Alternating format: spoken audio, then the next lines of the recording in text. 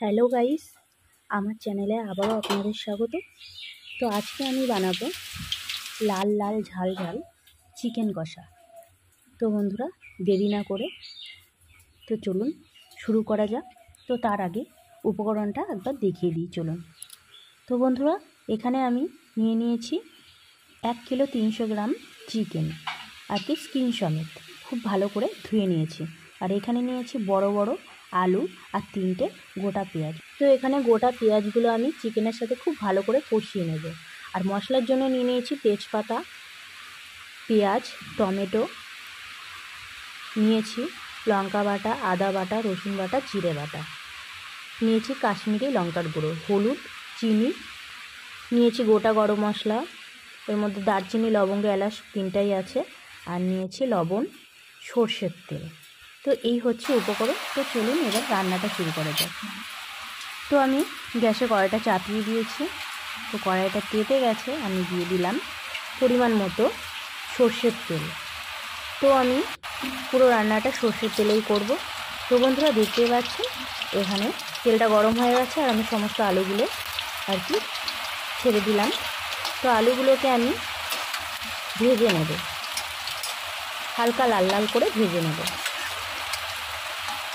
তো বন্ধুরা, মাংসতে কিন্তু গোটা পেঁয়াজ আর গোটা রসুন দিয়ে খেতে বেশ ভালো লাগে। তো যারা যারা খাওনি এখনও পর্যন্ত, একবার ট্রাই করে দেখতে পারো, সত্যি খুব ভালো লাগে আর কি। সিদ্ধ করা গোটা গোটা আর কি রসুন, পেঁয়াজ সত্যিই খুব ভালো লাগে ভাতের সাথে মাখিয়ে খেতে, এমনকি শুধু খেতেও খুব ভালো লাগে। তো এবার আমি দিয়ে দিলাম সামান্য পরিমাণ লবণ আর হলুদ। তো লবণ আর হলুদ দিয়ে একটু নাড়াচাড়া করে নেব।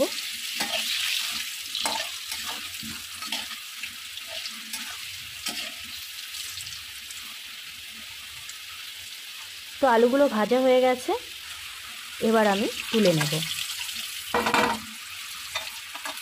এরকম লাল লাল চিকেন কষা কার না ভালো লাগে, আমার খুব ভালো লাগে।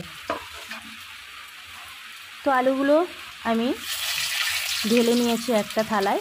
এবার আমি ফোড়নের জন্য দিয়ে দিলাম তেজপাতা আর গোটা গরম মশলা, দিয়ে দিলাম জিরে, গোটা জিরে। তো এবার আমি দিয়ে দেব কুচানো পেঁয়াজ আর টমেটো। তো আমি আলাদা করে দিলাম না, দুটো একসাথেই দিয়ে দিলাম। তেলটা একটু বেশি থাকলে অসুবিধা হয় না আর কি ভাজতে। এবার আমি দিয়ে দিলাম সামান্য লবণ আর হলুদ, দিয়ে একটু ভেজে নেব। তো বন্ধুরা, বাইরে প্রচণ্ড পরিমাণে বৃষ্টি হচ্ছে, খুব জোরে জোরে। তোমরা হয়তো ভিডিওটা দেখলেই বুঝতে পারবে, ভীষণ আওয়াজ হচ্ছে, এর জন্য শব্দ হচ্ছে। তো পেঁয়াজগুলো লাল লাল হয়ে গেলে আমি দিয়ে দেবো মশলা। তো পেঁয়াজগুলো এখানে ভাজা হয়ে গেছে, এবার আমি দিয়ে দিলাম প্রথমেই রসুন বাটা, আর দিয়ে দিলাম আদা বাটা।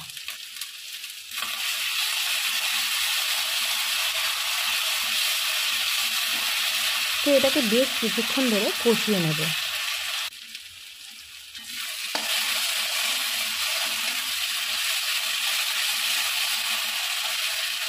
তো বন্ধুরা, যে কোনো রান্না কিন্তু কষানোর মধ্যেই, কষানোটা ভালো হলে কিন্তু যে কোনো রান্নাই খেতে খুব টেস্ট হয়। তো এবার আমি দিয়ে দিলাম জিরে বাটা আর লঙ্কা বাটা, কাঁচা লঙ্কা বাটা। তো এবার আমি এটাকেও বেশ কিছুক্ষণ কষিয়ে নেব।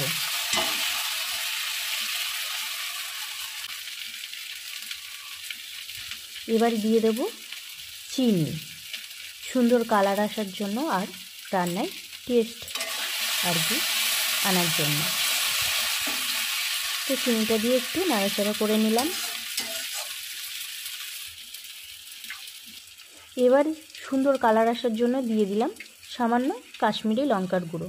আমি কিন্তু খুব বেশি লঙ্কার গুঁড়ো দিইনি, কিন্তু তবুও সুন্দর কালার হবে। তো এবার আমি মাংসটা দিয়ে দেব।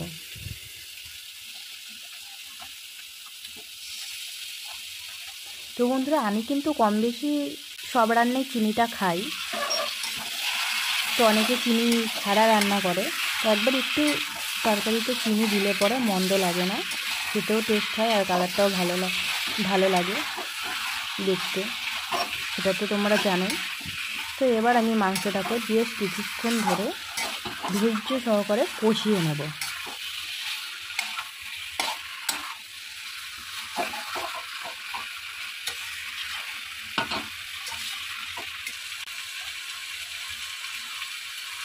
তো এখনই কত সুন্দর কালার লাগছে না দেখতে, এখনই কত সুন্দর লাগছে, আর একটু কষালে কালারটা আরও বেশি ভালো লাগবে। আর সত্যি কথা বলতে বন্ধুরা, এখনই খুব সুন্দর গন্ধ বেরিয়ে এসছে আর কি। তেলের পরে দারচিনি, লবঙ্গ, এলাচ, তেজপাতা দিয়েছি, আর এমনিতেও গোটা গরম মশলা আর তেজপাতা দিলে খুব সুন্দর গন্ধ আসে। তো এবার আমি দিয়ে দিলাম ভেজে রাখা আলু। তো আলুটা দিয়ে আবারও বেশ কিছুক্ষণ কষিয়ে নেব। তো বন্ধুরা দেখুন কত সুন্দর আর কি তেল ছাড়ছে।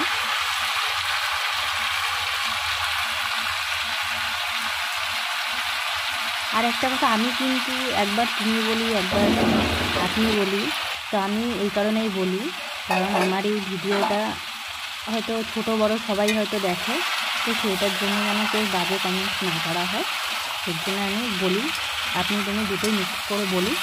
তো এবার আমি দিয়ে দিলাম পেঁয়াজ, গোটা পেঁয়াজ। এই গোটা পেঁয়াজটা ভাতের সাথে খেতে যা লাগে না, দারুণ লাগে, শুধু খেতেও বেশ ভালো লাগে। তো বন্ধুরা দেখুন কত সুন্দর তেল ছাড়ছে, এখনও কিন্তু বেশ লাগছে দেখতে চিকেনটা।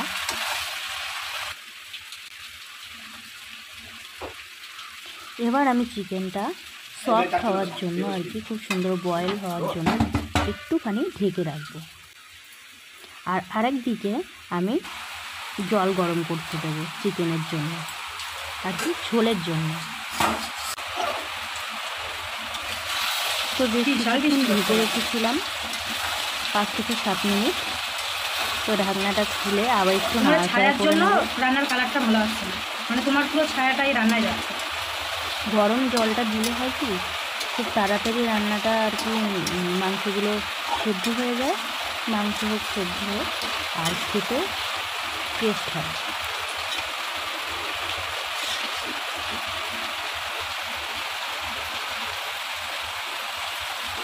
তো কি সুন্দর এখনও তেল ছাড়ছে।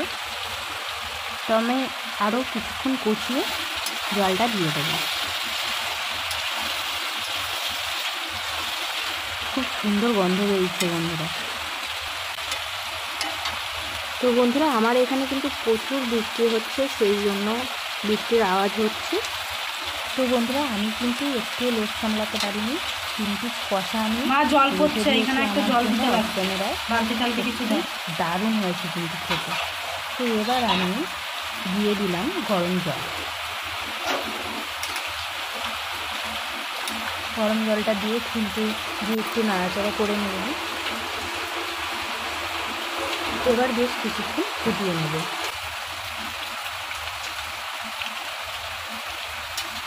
খেতে আমার মতো কষা মাংস খেতে পছন্দ করো, আমার তো কষা মাংস খুব ভালো লাগে, মানে যেদিনই চিকেন হোক আমি 2-3 পিস কষা খেয়ে নেব আর কি। তো বন্ধুরা দেখতেই পাচ্ছেন কথা বলতে বলতে আমার রান্নাটা এদিকে প্রায় হয়ে এসেছে। আমি দিয়ে দিলাম গরম মশলা। তো গরম মশলা দিয়ে একটু নাড়াচাড়া করে নামিয়ে নেব। তো ফাইনালি আমার রান্নাটা হয়ে গেছে।